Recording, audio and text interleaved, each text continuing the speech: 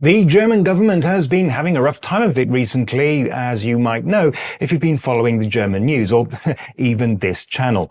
We now have a date for an early election in February after the FDP left the governing coalition. So, to recap, the last election in 2021 resulted in a three-way coalition between the SPD, the Greens and the FDP.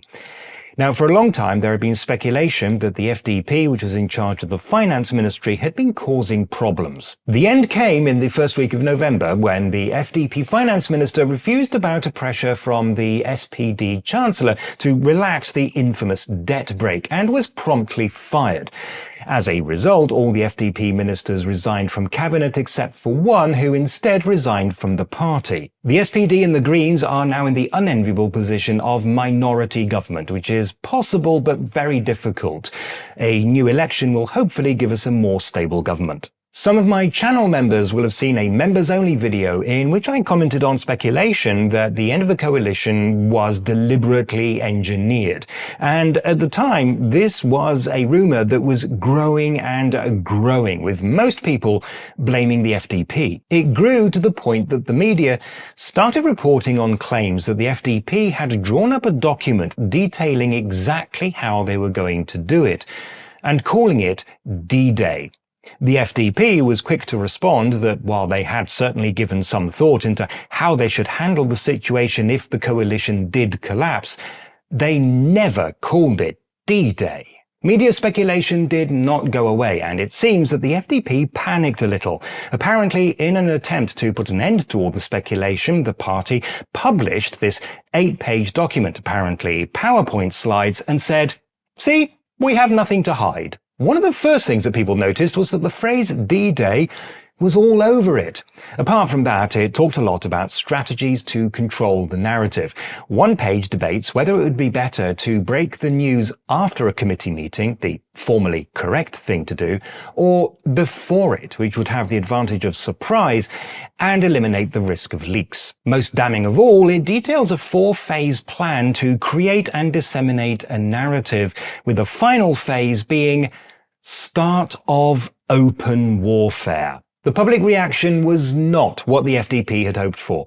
Apparently the idea was that we would look at this and think to ourselves, well, yes, everybody knew the coalition was in trouble, it was on its way out. Of course the party was going to brainstorm strategies to minimize the damage to itself. The media, though, didn't buy that. The almost universal reaction was, we were right. The FDP planned this from the very beginning. And so, far from being able to control the narrative, the party has lost it completely. And incidentally, it doesn't help that while all this was going on, the new temporary finance minister announced that actually there seems to be a bit more money available than we'd been told. The party is now very clearly in disarray, with members of the leadership claiming that they had absolutely nothing to do with this document. At this stage, I don't think many voters are prepared to believe them. This is almost certainly going to result in an absolute disaster for the FDP at the next election.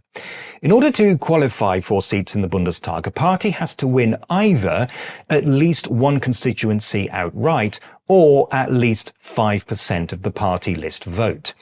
If current opinion polls are accurate, the FDP is going to fail miserably on both counts. We can only guess as to what the next government is going to look like, but one thing is for certain, it is not going to involve the FDP.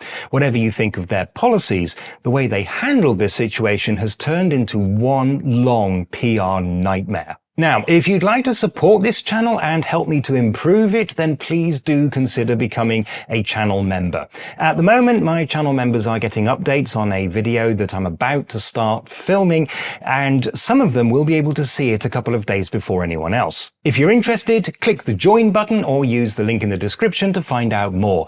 And a big thank you to all of my existing members for your support.